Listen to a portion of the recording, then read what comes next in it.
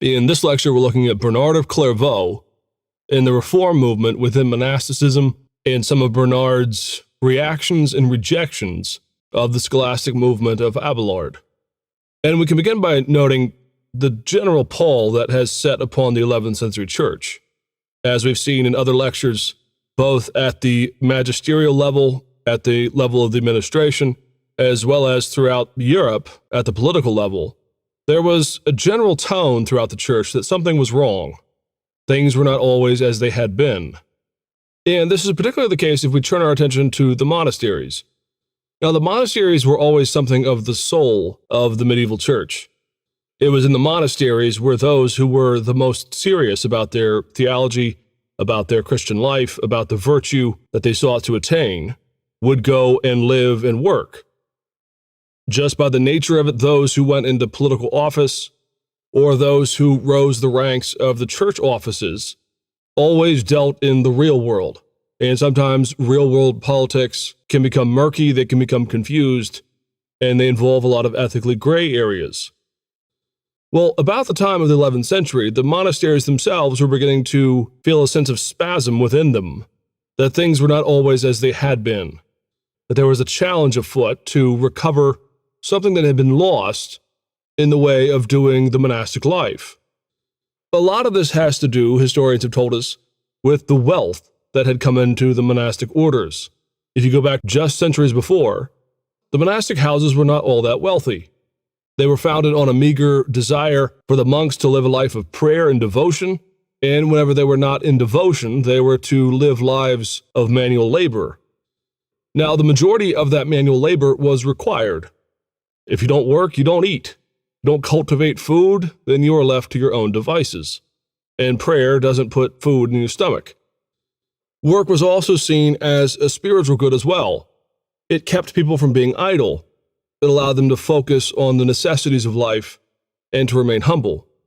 Well, by the 11th century, monastic orders were beginning to acquire a great deal of wealth. This is only natural. As people died, those in civilian life, at times they would leave a portion or at times large sums of their money to the monastic order. This was a good work. This was alms. This was above and beyond the tithe. This was a show for those who had wealth that they were in support of the church. And often there is no better time to give than when you pass on and you can leave an endowment with your favorite monastic house, either in your vicinity or in general. Well, the problem with the accrual of wealth presented two challenges for the monastic houses during this time. First and foremost is it relaxed some of the need for manual labor. In some cases, it relaxed the need for manual labor entirely. Of course, this is a feudal age, and land at this day and age is the principal driver, the principal revenue stream for anyone of wealth. To have land means you have servants, you have people, and you have livestock, you have crops, all of the necessities for feudal life. In other words, this is not a moneyed system per se, as we're used to in the modern world. But people have noticed with the relaxation of manual labor on the requirement of the monks, it gave them a lot of leisure time. Now, at times, this is okay. They pursued the intellectual life, or they pursued something else. Maybe they pursued more fervently their devotional life. So the cessation of manual labor was not in itself bad. The problem, though, is that at times, the wealth that was owned by the monastery was somewhat indistinguishable from the wealthy lives of certain monks. You have the emergence of a caricature, really just a caricature in many ways, but a caricature of the fat, sort of lazy Friar Tuck image of a monk. Now again, this is a caricature, but the idea here is that monks were beginning to be seen as those who have something of an easy life, not necessarily the higher calling to be a Christian athlete, as they had been known in the period of late antiquity or the early medieval world. The other factor is, given that the world is run by lands, that the principal revenue stream, the principal sign of wealth was how much land you had. Well, with the rise of land being within the hands of the monastic orders, what this signaled for those who were in the political elite level, those in the nobility or in the knighthood, etc., is they began to take notice of the church as a path to political stability for their family. In other words, the political elites throughout Europe began to notice that they needed to get involved with the church if they were going to secure even more of their wealth. These civil rulers now begin to take a not entirely spiritual focus when they're looking at the church. So it would not be unlikely, for example, for a noble house of some kind. Usually not the highest noble house, like the kings themselves, but any rank of lesser noble house would actually at times take a great deal of interest in the prospects of one of their sons, one of the younger sons in their house, becoming someone who is a high-ranking monk or clergyman within the church. Now, this has in large part to do with the idea of primogeniture. That is the idea that the wealth of a family is only passed to the eldest son, or at least to the eldest child, but in the Middle Ages, it's almost always the eldest son. Well, what do you do with all these other sons? Well, one of the things that noble houses began to realize is that if you curry favor with a particularly wealthy house, particularly wealthy monastic order, and then you place one of your lower sons, one of your younger sons, into that order and rapidly get them risen up the ranks, well, lo and behold, you have an independent avenue of wealth for one of your children. Now, again, at times this is wildly abused. At times it's just simply seen as a benign way for the house to be involved with the church. In fact, what we'll see in our next lecture when we look at the life of Aquinas is he is actually from one of these lesser noble houses, and he is being put forward for a very wealthy monastic house, and he altogether resists it. He realizes that his family simply wants the wealth and the power, and he wants to actually be involved with the church and the life of the ministry and the monastic orders, and so he rebels and he flees, and he joins one of the newer mendicant orders within the monastic world. Well, what are these mendicant orders? Well, a mendicant order is an order that preaches poverty. It's the belief that those who are going to be in a monastic order must have no wealth, neither their own personal wealth, and they usually resist even the monastic houses or the orders themselves taking large endowments for the sake of their own comfort.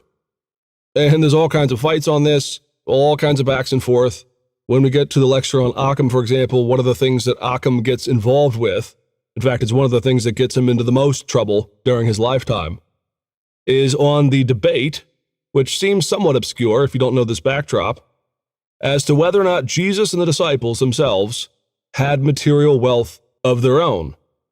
Part of what had happened by the 11th century and on into the High Middle Ages is that people began to believe that though Jesus is described in the scriptures as being a poor man, not having a place to lay his head, this kind of a thing, it was assumed that the funding of the ministry of Christ was because the disciples had a great deal of wealth themselves, and therefore they paid for the journeys and these kinds of things. Well, that is special pleading, say the mendicant orders. You monastic houses who want to keep your wealth, you're simply saying that Christ was actually wealthy, even though the scriptures seem to say that he was not. Or that the disciples had material wealth, even though Jesus tells them not to carry more than one cloak and one staff, and etc. Well, the mendicant orders, again, are a reaction against the wealth and the power that had accrued to the monastic houses. And there are a couple, we can just make note of them along the way. There was the monastery of Cluny, there in the heart of France. And the Cluniac reforms are in large part a way of detangling the monastic houses from the political realms that were around them. And the abbot of Cluny made the unique, foundational, you might say constitutional proclamation that they will be answerable only to the Pope. That in no way will those in power in France have any say in what happens in the abbacy of Cluny. Another is the Carthusian order. And the Carthusian order doesn't really rest on a charter per se about its allegiance to the Pope, but instead relies on the idea that they are going to reenact a more radical, pristine, early form of monasticism. In fact, as historians have said, in some ways they went beyond even the original monastic impulse. So devoted were they to ridding the monastic order of wealth and opulence and leisure that they really made a great big stand on being mendicant. That is to say, they were going to be the impoverished ones. Well, by far, the most influential and the most popular of these reformed monastic orders were the Cistercians. And the Cistercians, again, come from the area of France. They come from the city of Citeaux. And the reason they're called the Cistercians is because Citeaux in French, in its Latin translation, is Cistercium. So it's named after this city of Citeaux, there in the heart of France. And the Cistercian order really relies not so much on reactions against the populace or reactions against the morals of others around them, but rather they rely on the organizational principles of their order. A Cistercian order, when it was founded and as it began to flourish, rests on the idea that anyone who's going to be named Cistercian must live in strict obedience to the rules that were in play and that were developed there in Citeaux. So a Cistercian, whenever it creates a cellular group of Cistercians in another city or in another part of Europe, takes very great pains to make sure that those who are going to call themselves Cistercians will not bend or buckle to the pressure of those around them. They are going to live a true monastic life. Well, the Cistercian order is wildly popular. Within a number of decades, there are somewhere in the neighborhood of 1,000 monasteries that are connected back to Citeaux. And so at its founding in 1098, the Cistercian order was poised to really be the moral voice, in some ways the more staunch puritanical voice, but still the moral voice within the monastic orders of Europe, which, as we have said, was something of the soul of the church. If there was any place where you were not supposed to find any rot or any faltering on the principles of the Catholic faith or on the Christian life, it was supposed to be in the monastery. And so the Cistercian order is holding itself up as a paragon of the ways in which the monastic orders ought to be run. Well, again, the first Cistercian order is founded in 1098, there in the city of Citeaux, and just a number of years later, in 1112, there arrived a man by the name of Bernard, who enters the monastery of Citeaux, not just with himself, but, surprisingly, with 30 of his relatives. Now, these would be extended family of all kinds. There seems to have been something of a revival in the Bernard household, and they all agreed to join the Cistercian order in order to live a life of piety and faith and monasticism. Well, 3 years later, after his probation is over and after he is fully a brother there in the city of Citeaux, Bernard is sent to the city of Clairvaux, where he is to establish a new Cistercian order there in that city. And it is for that reason that Bernard is forever known as Bernard of Clairvaux. It's not his home base, but rather it's where he is sent to establish another Cistercian order. And it is from that base or from that house that all of Bernard's ministry is carried on and conducted. By the end of his life, Bernard will become one of the most influential thinkers and teachers and, in fact, preachers of the entirety of the Middle Ages.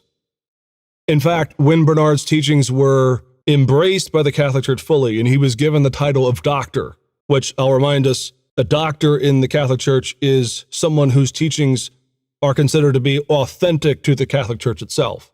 So Augustine is a doctor, Ambrose is a doctor, Aquinas, etc. Well, Bernard is one of these doctors. Well, they're always given an honorific or a title that somewhat comprises exactly what their role was in their given generation.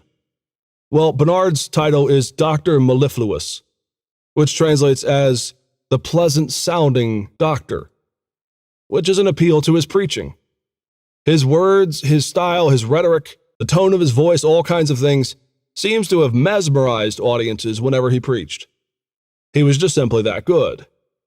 And so Bernard, again, within this context of the 11th century, with all the problems and the highs and the lows of the church, steps into this void and becomes one of the more important voices for shaping the direction of the church as it goes forward. And there are all kinds of ways that we can get at this in terms of understanding Bernard in the context of his own day. I think probably an easier way to remember it is to look at the highs and the lows, or the good things that everyone embraces in terms of Bernard's teachings, and then those areas where people from a variety of different perspectives have trouble with the ways that Bernard has done things in the context of his own day. In terms of the highs, they're very easy to spot. Everyone embraces and loves Bernard for the following. First and foremost, Bernard is the most cited medieval writer by anyone when you include Protestants and Catholics into that category. Meaning, Protestants love Bernard. John Calvin in particular is excessive in terms of his love of Bernard. But Bernard is one of these beloved figures, whether someone is Catholic or Protestant, whether they are medieval or modern. Bernard is just that powerful of a writer. And in part, it's because of his preaching. It's in part because of his rhetorical capabilities in a world in the Middle Ages where rhetoric and easy-to-read writing was not always the norm. The other thing about Bernard, though, is he is a biblical rigorist. Bernard is one of these folks in the Middle Ages who, while not opposed to rhetoric and not opposed to logic, is perhaps the strongest single voice in defending the claim that if a doctrine is to be believed or taught, it must rest on Scripture. It must come from Scripture. Logic is something that is applied afterwards, not something that we bring to the Scriptures themselves, or something that determines truth itself outside of Scripture when it comes to doctrine. And we'll see some of this biblical rigorism when we get to his attacks on some of his contemporaries in just a minute. But there are a couple ways that this rigorous commitment to the Scriptures presents itself. First and foremost, Bernard is one of the great defenders of the method of biblical reflection that we today call Lectio Divina. And Lectio Divina is a method of reflecting on Scripture that is both at once critical and self-appraising, and yet also devotional. The Lectio Divina comes, frankly, from the monastic order. It was a process of biblical reflection. And the idea here is one would read through the Scriptures for a period of time. You would stop, you would extemporize, you would maybe sermonize off of that text. You would engage with it. You would think out loud. What does this text mean? What does this word here mean? This kind of a thing. And then, at the end of a long meditation, or even a short meditation for that matter, you would stop and you would engage in prayer. An immediate application of the reflection you've just had comes about in Bernard's teachings on the Lectio Divina with this immediate call to prayer. Prayer always follows dialectic. Now, Bernard wasn't the inventor of this, but he was a defender of it. And what he's getting at very often is a real combination of the devotional life with the intellectual life, which is something that was beginning to separate somewhat with people like Abelard, who were so critically committed to the idea of logic and dialectic. Bernard wants to see an end to this, and he believes that one way is the Lectio Divina.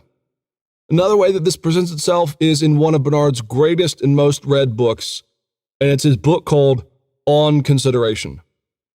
Again, this is a book that is in print, I think, even until today. Depends on where you go and find it. But it was widely read throughout the Protestant world and the Catholic world ever since the Middle Ages and after the Reformation. It's a book that is written to a pope. A pope had been elected to the office with little or no, let's say, theological training in his background. And Bernard, rather than complain about it, turns instead to write a book about how one ought to approach the Christian life and theological reflection.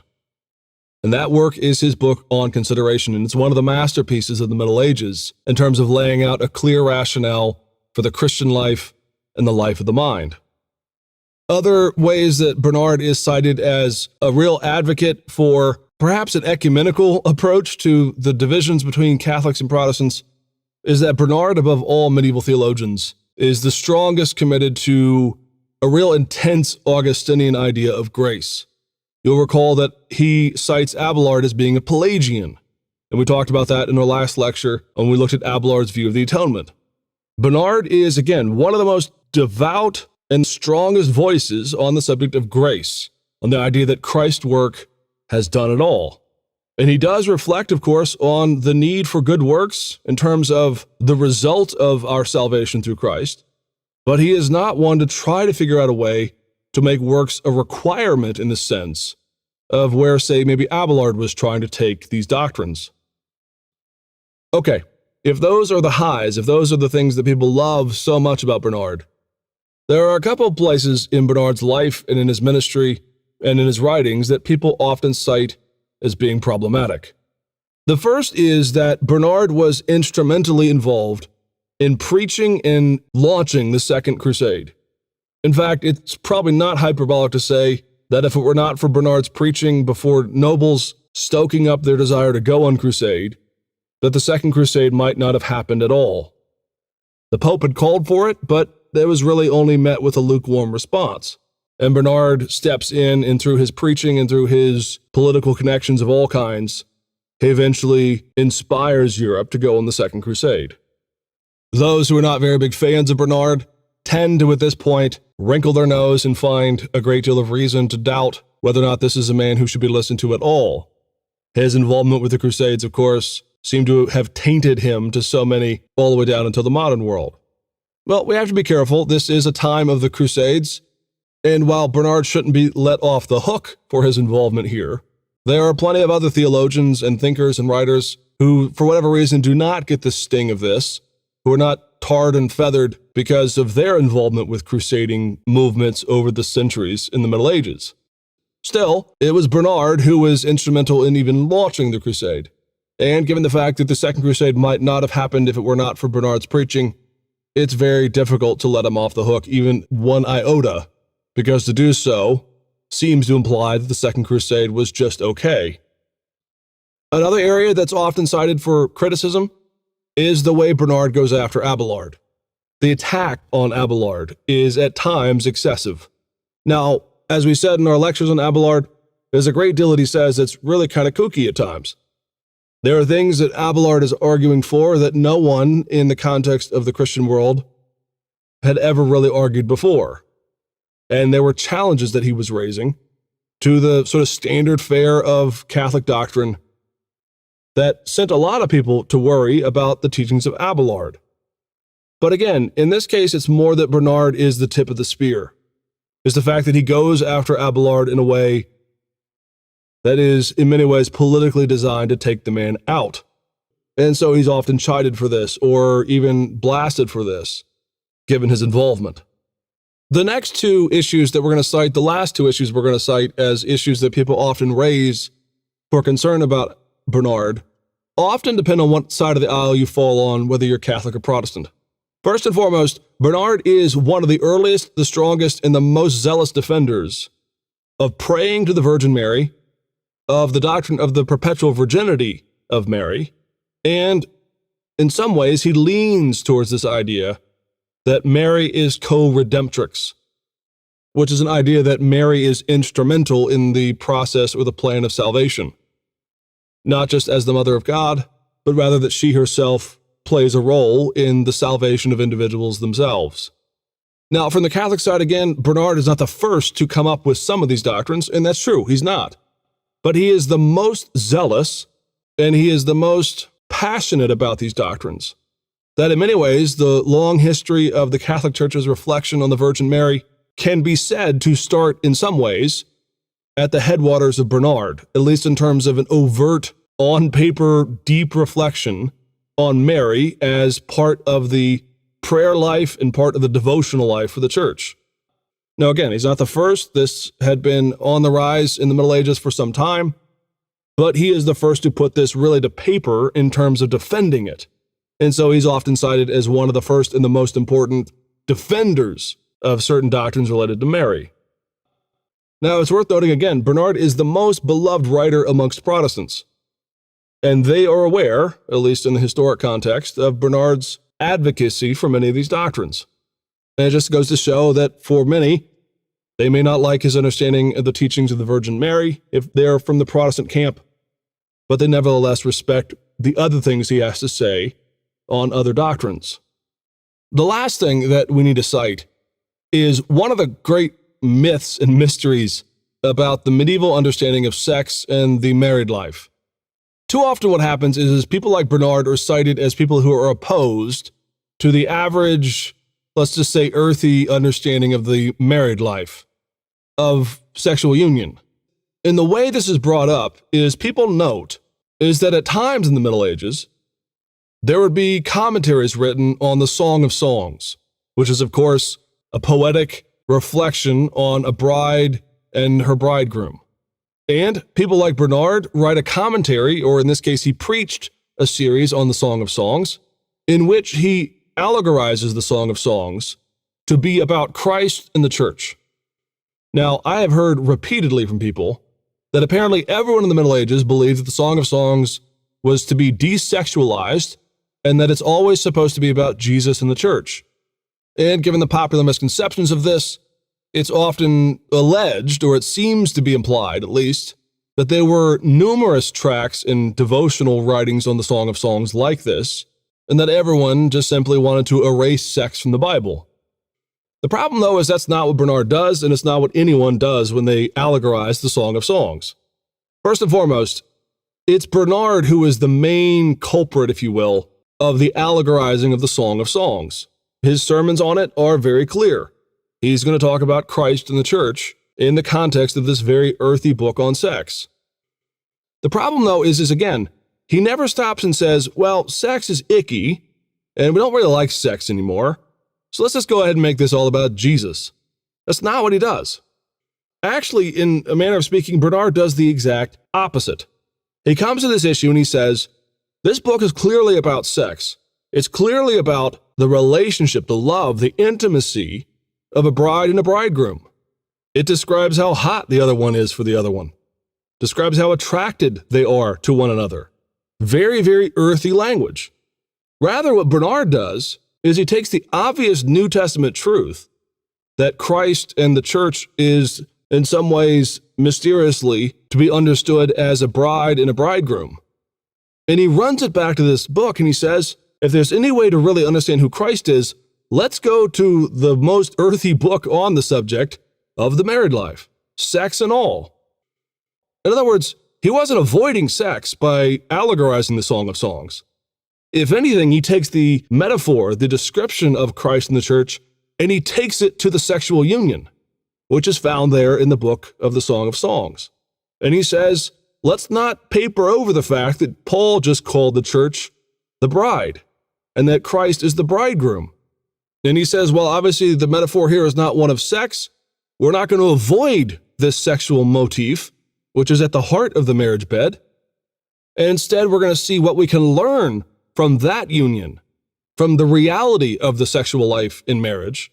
We're going to see what we can learn about our relationship with Christ as the church by going right to a very, very earthy book on sex.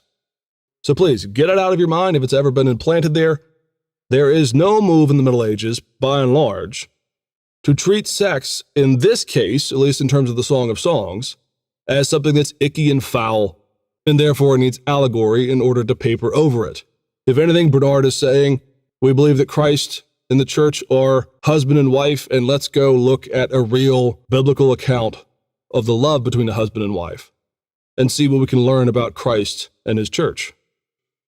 Well, in the end, Bernard is a man with an immense career, both in terms of his writing and his speaking and his preaching, as well as for his influence on the 11th century.